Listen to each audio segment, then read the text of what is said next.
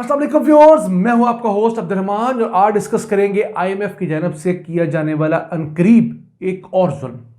वो हुकूमत पाकिस्तान को मजबूर कर रहा है कि वो पेट्रोलियम प्रोडक्ट्स पर लागू की जाने वाली पेट्रोलियम डेवलपमेंट लेवी को बढ़ाए और इससे मजीद खरबों रुपए आवाम से वसूल करें। इस वक्त मुल्क में जितनी भी पेट्रोलियम प्रोडक्ट्स बिक रही हैं उनके ऊपर पेट्रोलियम डेवलपमेंट लेवी नाम का एक टैक्स है 60 रुपये फी लीटर। उसे बढ़ाकर 100 रुपया फी लीटर करने की तजवीज़ की गई है और इससे मजीद खरबों रुपया आवाम की जेब से निकलकर हुकूमत के पास आएगा। इससे जो महंगाई का सैलाब आएगा उसका जिक्र आईएमएफ को ना करना था ना वो करेगा, लेकिन आवाम के ऊपर ये एक बहुत बड़ा बम फूटने जा रहा है। वैसे गुज़िश्ता साल हुकूमत ने जब रवा मालिकी साल का बजट दिया था तो पेट्रोलियम डेवलपमेंट लेवी की मद में 869 अरब रुपए रखे थे कि इतने पैसे हुकूमत पेट्रोलियम डेवलपमेंट लेवी की मद में टैक्स की मद में कलेक्ट कर लेगी। फिर जब देखा कि आलमी मार्केट में पेट्रोल डीजल की प्राइसेस ज़्यादा कम हुई हैं तो हुकूमत ने थोड़ी सी प्राइसेस कम की और थोड़ा टैक्स बढ़ाकर इस लेवी को मज़ीद बढ़ाया। तो जो टारगेट पहले 869 अरब रुपए एक साल का था वो बढ़ाकर 920 अरब रुपए किया गया इसी मालियाती साल के लिए। और अब लग रहा है कि इसकी बजाय 950 अरब रुपए सिर्फ पेट्रोलियम डेवलपमेंट लेवी की मद में हुकूमत हम लोगों से वसूल करेगी। वो किस तरह? अगर रवा मालियाती साल के इब्तदाई 6 माह की बात करें, यानी जुलाई से लेकर दिसंबर 2023 तक की, इन 6 माह के अंदर हुकूमत ने हम लोगों से 472 अरब रुपए का टैक्स इस मद में कलेक्ट कर भी लिया है। तो इसी को अगर मल्टीप्लाई बाय 2 कर लें सिंपल तो 944 अरब रुपए बनते हैं एक मालियाती साल के अंदर, जो हुकूमत सिर्फ पेट्रोलियम प्रोडक्ट्स पे लगाई जाने वाली लेवी की सूरत में हमसे वसूल कर लेगी 30 जून 2024 तक।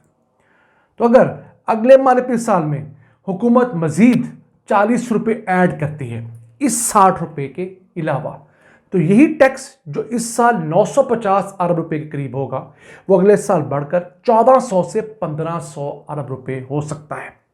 इतना बड़ा टीका आवाम को लगेगा। उसके बाद कौन सी चीज ऐसी है जो महंगी नहीं होगी? सिर्फ इसी पे आईएमएफ इक्तफा नहीं कर रहा। आईएमएफ हुकूमत को यह भी कह रहा है कि या आप पेट्रोलियम डेवलपमेंट लेवी बढ़ाएं या पेट्रोलियम प्रोडक्ट्स पर जो आपने जनरल सेल्स टैक्स 0% किया हुआ है इसे फौरी तौर पर बढ़ाकर 18% करते हैं। उससे भी जो एक तूफान आएगा वो भी अलामान अलफेजी होगा। उसके जरिए भी तकरीबन 40 रुपए ही इजाफा किया जा सकता है। यानी अगर हुकूमत पेट्रोलियम डेवलपमेंट लेवी की मद में 40 रुपये नहीं बढ़ाती कि शोर पड़ जाएगा 100 रुपया पेट्रोलियम डेवलपमेंट लेवी के टैक्स के ऊपर, तो चले इसको 60 पे रहने दिया जाए। जो पेट्रोलियम प्रोडक्ट्स की प्राइसेस हैं उस पर 18% टैक्स लगाकर तकरीबन 40 रुपये वहाँ से फी लीटर इजाफी कमाया जाए और हुकूमत की जेब भरी जा सके। इसके साथ साथ ऐसी बहुत सारी अशिया जिनके ऊपर अभी जनरल सेल्स टैक्स उस तरह नहीं लगा हुआ उन पर भी लगाने का कहा गया है। मिसाल के तौर पर एक स्टेशनरी की बहुत बड़ी फील्ड है पाकिस्तान के अंदर, किताबें, कॉपियाँ, पेंसिलें, रबड़े, शॉर्पनर, इन पर 18% टैक्स लगाने का कहा गया है। इसके अलावा बहुत सारी मेडिसिन हैं, मल्टीविटामिन्स हैं, उनके ऊपर फिर अनप्रोसेस्ड फूड जो है वो सारा का सारा टैक्स नेट से बाहर है, उस पर भी 18% टैक्स लगाने का कहा गया है। तो इन तमाम चीज़ों पर टैक्स लगता है तो 1300 अरब रुपए हुकूमत पाकिस्तान को इजाफी रेवेन्यू कलेक्ट होने की उम्मीद है। लेकिन उससे जो मईशत का बट्टा बैठेगा उसका कोई जिक्र नहीं हो रहा। इसके अलावा आईएमएफ ये भी कह रहा है जी कि आप इलेक्ट्रॉनिक सिगरेट्स पर टैक्स लगाएं, आप लग्जरी आइटम्स पर टैक्स लगाएं, आप गाड़ियों पर टैक्स लगाएं, मुल्क के अंदर जो बड़ी बड़ी किश्तियाँ बनती हैं, ऐसी मशीनरी जो मुल्क के अंदर पोल्यूशन पैदा करती है उसके ऊपर टैक्स लगाएं। चले उन चीज़ों पर टैक्स किसी हद तक जस्टिफाई भी किया जा सकता है, बड़ी गाड़ियों पर भी किया जा सकता है, लेकिन अक्रॉस द बोर्ड सब के लिए टैक्स लगाना मैं समझता हूँ बहुत बड़ी एक तंगी का बायस होगा इस आवाम के लिए। अब मेरी ख्वाहिश तो ये है कि आईएमएफ काश हुकूमत को ये कहे कि वो इस मुल्क के अंदर जो बड़े बड़े सेठ हैं, बड़े बड़े जागीरदार हैं जिनके पास 12.5 एकड़ से ज़्यादा ज़मीन है, उनसे 550 अरब रुपया ज़रिए टैक्स कलेक्ट करें। ऐसा आईएमएफ को ना करना था ना वो करेगी। उसको मतलब इससे है कि जो वो हुकूमत पाकिस्तान को कर्ज दे वो वापस हो, उसके लिए जो आसान हल हुकूमत पाकिस्तान लेना चाहे वो ले ले। उसे से मतलब नहीं है कि अमीरों से टैक्स ही कलेक्ट होना चाहिए, उसे टैक्स कलेक्शन से मतलब है और उसी के लिए वो स्ट्राइव करिए। थोड़े बहुत अच्छे ऑप्शंस भी आईएमएफ देती है, नो डाउट, लेकिन हमारे हुक्मरान उन अच्छे ऑप्शंस को इसलिए अवेल नहीं करते कि उससे इन लोगों को डायरेक्टली हिट हो रही होती है। तो वो सारी अवाम को इस रगड़े में लाते हैं, फिर आईएमएफ को गालियां भी देते हैं और आईएमएफ से डील भी करते हैं। तो ये फैसले अगले बजट तक पाकिस्तान को करने ही होंगे। क्यों?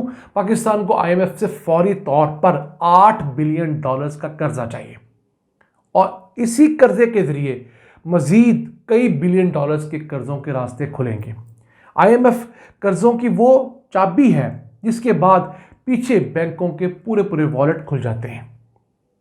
अगर आईएमएफ नहीं तो दुनिया भर का यहूदी का बनाया हुआ जो इकोनॉमिक निज़ाम है वो आगे वर्क ही नहीं करता। मुल्कों को कंट्रोल करने के लिए एक ऐसा निज़ाम उन्होंने बनाया है और हमारे ऐसे मुल्क जो अपने अखराजात कम नहीं करते, हमारी ज़रूरियात बढ़ती जा रही हैं, हमें बार बार आईएमएफ के पास जाना पड़ता है। अब हम 24वीं मरतबा आईएमएफ के पास जा रहे हैं।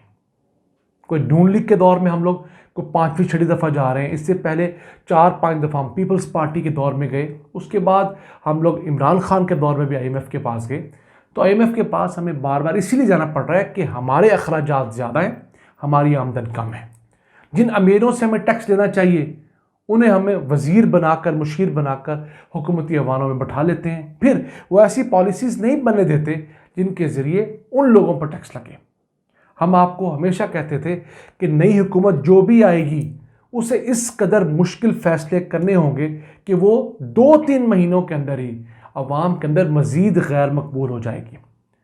तो मैं समझता हूँ पीटीआई के कारकुनों को, पीटीआई के सिंपथाइज़र को शुक्र अदा करना चाहिए कि उन्हें यह हुकूमत नहीं दी गई तमाम तर मैंडेट के बावजूद। क्यों? अगर उनके पास मैंडेट होता भी तो उन्हें भी इस सारे मुश्किल फैसले लेने पड़ने थे, आईएमएफ की उंगलियों पर नाचना पड़ना था। तो खान साहब की जो एक बहुत बड़ी पॉपुलैरिटी थी वो 2-3 महीनों के अंदर ही हवा में निकल जानी थी। क्यों? जिन लोगों ने वोट दिया था, जब उनको पेट्रोल महंगा मिलना था, डीजल महंगा मिलना था, खाद महंगी मिलनी थी, अद्वियात महंगी मिलनी थी, इवन खुला दूध महंगा मिलना था, स्टेशनरी महंगी मिलनी थी, तो क्या उन्होंने खान साहब को दुआएं देनी थी? हरगिज़ नहीं। अभी सिर्फ ये नहीं, जब पेट्रोल डीजल महंगा होगा तो बिजली का बिल महंगा होगा, गैस का बिल महंगा होगा, कायनात की हर चीज़ महंगी होगी। तो पीडीएम हुकूमत जो ऑलरेडी मांगे तांगे के वोटों के ऊपर और फॉर्म 47 के जरिए इस मुल्क पर मुसल्लत की हुई है, वो किस तरह अपना निज़ाम चलाएगी? जब आवाम को मज़ीद क्रश किया जाएगा तो कब तक आप पुलिस के ज़रिए आवाम को कंट्रोल करेंगे? मैं समझता हूँ हुकूमत के पास वक्त आ गया है कि वो अमीरों पर वाकई टैक्स लगाए ताकि गरीबों को फील हो कि अब की दफ़ा अमीरों पर टैक्स लग चुका है। अमीरों को पर टैक्स लगा कर मैक्सिमम रेवेन्यू कलेक्ट करे और गरीबों की तरफ उसका कम से कम इम्पैक्ट जाने दे। लेकिन ऐसा होता नज़र नहीं आ रहा, क्योंकि जिस तरह की असम्बली आप देख रहे हैं, जिस तरह की हुकूमत साजी आप देख रहे हैं, इन तमाम सेठों के होते हुए कैसे गरीबों को ख़ास फ़ायदा हो सकता है? इसके लिए बहुत बड़ा जिगरा और बहुत बड़ा रिस्क टेकिंग का हौसला चाहिए। ताकि ये था आज का एपिसोड। हमें उम्मीद है कि हम चंद नई खबरें आप तक पहुंचाने में कामयाब हुए होंगे। अल्लाह से दुआ गो है कि मुल्क के हालात ठीक करे ताकि आवाम को सुख का सांस आए। अपने मेज़बान अब्दुल रहमान को इजाज़त दीजिए। अल्लाह निगहबान।